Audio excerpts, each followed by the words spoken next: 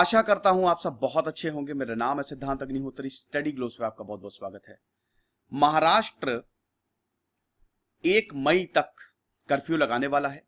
उद्धव ठाकरे ने ये अनाउंस कर दिया, जो कि महाराष्ट्र के चीफ मिनिस्टर है। तो क्या खुला रहेगा क्या नहीं, अब तो कोर्ट ने भी ये बोल दिया है कि भैया लॉकडाउन शायद जरूरी है। लेकिन देखिए लॉकडाउन लगेगा नहीं लगेगा, मेरा मानना है तो वैसे तो लगना नहीं चाहिए। अब देखेंगे फिलहाल क्या होता है, वो तो सरकार के ऊपर डिसीजन है। स्टडी ग्लोस हमारा चैनल है, आपका चैनल है, हमारे सितारे आप हैं, तो आप इसको जरूर सब्सक्राइब करो और इंस्टा पे मुझे फॉलो करो और हमारे टेलीग्राम चैनल पे आप आओ। यहाँ पे आपको पीडीएफ मिल जाएगी। जब तक वेबसाइट रेडी नहीं हो रही है तब तक पीडीएफ आपको यहीं मिलेगी। तो भैया देखो, कर्फ्यू लग गया है महाराष्ट्र में। अब तो 40% केसेस, देश के आधे केसेस महाराष्ट्र में आ रहे हैं। जरूरी भी था। उद्धव ठाकरे ने बोल दिया है कि 14 अप्रैल को रात 8 बजे से 1 मई तक कर्फ्यू है। धारा 144 लागू कर दी गई। लगभग आधे घंटे इन्होंने बताया कि क्या क्या खुला रहेगा और क्या क्या नहीं। अब देखिए, वैसे तो महाराष्ट्र में कंटेनमेंट जोन बहुत सारे हैं और वहां पे ऑलरेडी कर्फ्यू लगा हुआ है, लेकिन इस बार का कर्फ्यू थोड़ा स्ट्रिक्ट होगा। रिस्ट्रिक्शंस स्ट्रिक्ट होंगी। हालांकि एसेंशियल सर्विसेज पे कोई भी असर नहीं पड़ेगा। लगभग 5,500 करोड़ का रिलीफ पैकेज दिया है जो भी अफेक्टेड सेक्टर्स होंगे। देखिए, वैसे ही महाराष्ट्र में बिजनेसमैन ने पहले ही बोल दिया था कि भैया हमारी हालत खराब हो जाएगी। कारोबारियों ने अपने मतलब जो हैंड्स डाउन कर दिए थे कि अगर अब लॉकडाउन लगा तो हम तो गए। तो इसको मद्देनजर रखते हुए यहां पे एक रिलीफ पैकेज भी दिया गया है। और जैसा कि मैंने बताया कि धारा 144 लागू हो जाएगी। कोई भी इंसान पब्लिक प्लेस पे अगर वैलिड रीजन है तभी बेकार में नहीं घूम सकता। Public spaces, activities, services they will remain close. सिर्फ एसेंशियल सर्विसेज, वो भी सुबह 7 बजे से रात 8 बजे तक ओपन रहेंगी वर्किंग डेज में। फिल्म्स की शूटिंग, सीरियल्स, एडवर्टीजमेंट ये बिल्कुल भी नहीं होगा। अगर आपकी शादी हो रही है तो बस 25 लोग ही आएंगे। महाराष्ट्र की बात हो रही है। मोर और लेस अगर कहीं और पे लॉकडाउन लगता है, कर्फ्यू लगता है, तो समझिए यही ही कंडीशंस होंगी।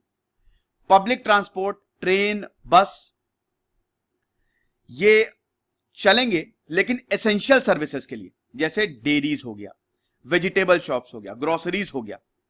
तो फूड आउटलेट्स जो हैं और पब्लिक यूटिलिटीज ये खुले रहेंगे। यानी कि एसेंशियल सर्विसेज जो जरूरी है उन पे कोई अभी फिलहाल इसका असर नहीं दिखेगा। मैन्युफैक्चरिंग सेक्टर की बात कर लेते हैं। इंडस्ट्रीज को अभी थोड़ी रियायत दी हुई है।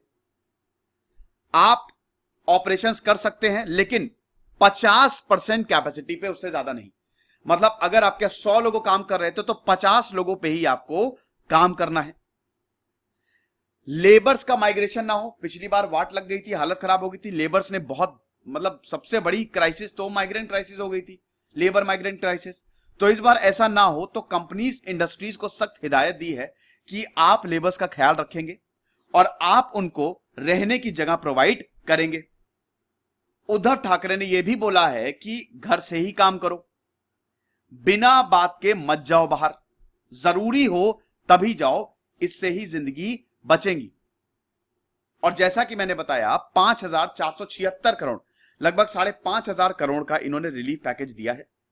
सरकार जो है 3 किलो आटा, 2 किलो चावल पर पर्सन बिल्कुल फ्री, ये अगले 1 महीने के लिए, जब तक कर्फ्यू लगाया गया है, ये सप्लाई करेगी। और ये बहुत ही बढ़िया स्कीम है। फूड सिक्योरिटी स्कीम के तहत इसको सप्लाई किया जाएगा। एक मील स्कीम है, शिव भोजन थाली। यहां पे लोगों को फ्री में खाना दिया जाएगा अगले 1 महीने के लिए। 2 लाख थाली हर महीने बांटी जाएंगी, ये बोला है। उसके बाद 1,500 रुपए दिए जाएंगे 5 लाख लाइसेंस्ड हॉकर्स को, जो ठेले पे सामान बेचते हैं ना, 1,500 उनको दिए जाएंगे। 12 लाख ऑटो ड्राइवर्स को भी 1,500 रुपए दिए जाएंगे, ताकि उनको कोई प्रॉब्लम ना हो। क्योंकि देखिए, अब आप घूम तो सकते नहीं। अब ऐसे में सबसे बुरी हालत किसकी होती है? हॉकर्स की, रिक्शा ड्राइवर्स की, ऑटो ड्राइवर्स की, मतलब जो अनऑर्गेनाइज्ड सेक्टर है। ट्राइबल फैमिली के लिए भी इन्होंने रियायत दी है। खावती कर्ज यानी कि small loans for non agricultural process purposes वो भी दिए जाएंगे 2000। बहुत ही कम पैसा है, लेकिन दोस्तों ट्राइबल्स के लिए काफी ज्यादा है। काफी ज्यादा तो नहीं है, किसी के लिए नहीं है, लेकिन फिर भी चलो, कुछ ना होने से तो कुछ बेहतर है। तो एक महीने के लिए 2000 रुपए दिए जाएंगे, और ऐसा बोला जा रहा है कि 12 लाख ट्राइबल फैमिलीज को बेनिफिट करने वाला है। 12 लाख रजिस्टर्ड कंस्ट्रक्शन वर्कर्स हैं, उनको भी 1500 रुपए दिए जाएंगे हर महीने, मतलब जब तक कर्फ्यू चलेगा। वेलफेयर स्कीम्स को फंड्स दिए जाएंगे। 25 लाख डोमेस्टिक वर्कर्स को भी फंड्स दिए जाएंगे। पेंशन स्कीम्स के तहत 1000 रुपए का असिस्टेंस दिया जाएगा। पेंशन स्कीम्स के तहत 35,000 बेनिफिशियरीज हैं, उनको भी लगभग 1000 रुपए दिए जाएंगे।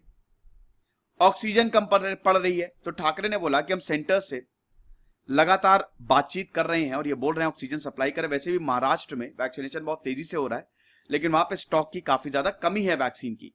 आप देखिए, कर्फ्यू लगा है तो लॉस भी होगा, बिल्कुल होगा। एस्टिमेट किया गया है कि जो स्टैंड अलोन शॉप है ना, जो खाली दुकानें होती हैं, है ना, उसी से ही डेली का लगभग 350 करोड़ का लॉस होगा, और महाराष्ट्र को लगभग 1300 करोड़ का लॉस होगा इस लॉकडाउन में।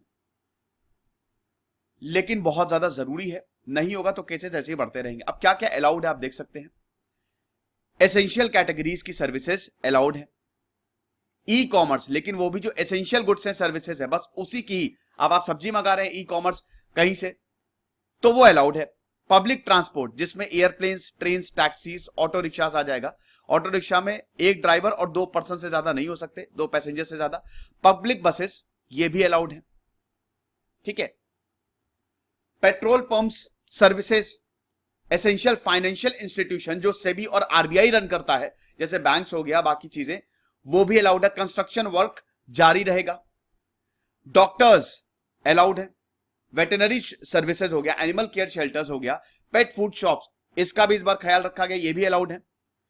और जैसा कि मैंने बताया कि groceries, vegetable shops, fruit vendors बिल्कुल allowed. Cold storage, warehouse services चलेंगी। डिप्लोमेटिक ऑफिसेज तो बंद कर ही नहीं सकते हम किसी भी कीमत पे। जितनी भी पब्लिक सर्विसेज हैं लोकल अथॉरिटीज द्वारा, वो अलाउड है। शादी भी अलाउड है, लेकिन खाली 25 लोग ही रहेंगे। किसी की डेथ हो जाती है तो 20 लोग से ज्यादा उसमें नहीं आएंगे, ओके। कंस्ट्रक्शन एक्टिविटीज अलाउड है। क्या अलाउड नहीं है? सिनेमा हॉल्स बंद कर दिया। थिएटर्स, स्विमिंग पूल, जिम्स, जहां पे भीड़ लग सकती है, पूरी तरीके से बंद कर दिया। रेस्टोरेंट, बार्स को बंद कर दिया है।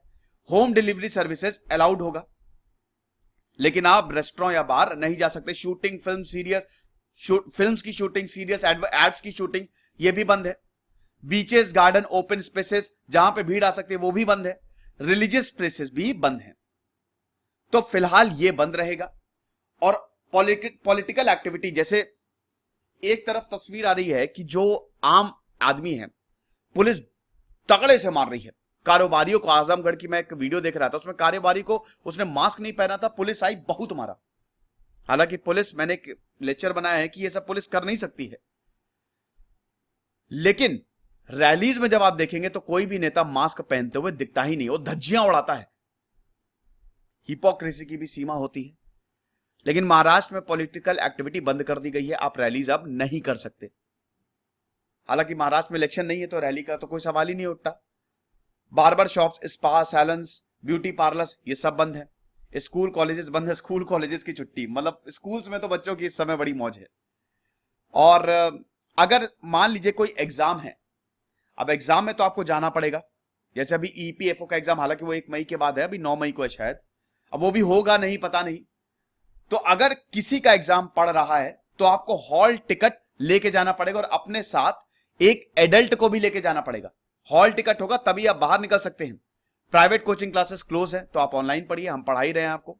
ये सारी सर्विसेज महाराष्ट्र में अलाउड नहीं है, और ये सर्विसेज अलाउड है। तो अब दोस्तों केसेस कम होंगे इससे, वो तो आने वाला वक्त ही बताएगा। यूपी में भी ऐसा बोला जा रहा है कि लॉकडाउन लगा दो। जहां जहां केसेस ज्यादा आ रहे हैं वहां वहां लॉकडाउन लगा दो। 1.5 लाख से ज्यादा केसेस आ रहे हैं डेली। पहली चरण से अब बहुत ज्यादा खतरनाक हो गया है। वैक्सीनेशन का मैं आपको स्टेटस बता देता हूं। पूरी दुनिया में अभी तक 55 करोड़ वैक्सीन जो है वो लगाई जा चुकी हैं। भारत तीसरे नंबर पे है वैक्सीनेशन की बात करें। सबसे ज्यादा अमेरिका 14 करोड़, चाइना 10 करोड़, और भारत ने अभी तक 6 करोड़ को वैक्सीन लगा दी है। हमारा टारगेट ये है कि अगस्त तक हमको 30 करोड़ वैक्सीन लगानी है। ओके, और क्या बताऊं मैं आपको, बस यही है। इजराइल की बात करें तो उसने भी अपनी 2/3 पॉपुलेशन को वैक्सीनेट कर दिया गया है। हर्ड इम्यूनिटी के लिए लगभग 70% लोगों को वैक्सीनेट करना जरूरी है। देखेंगे दोस्तों आगे क्या होगा। फिलहाल खुश रहिए, पढ़ते रहिए। दिस इज सिद्धांत अग्निहोत्री साइनिंग ऑफ।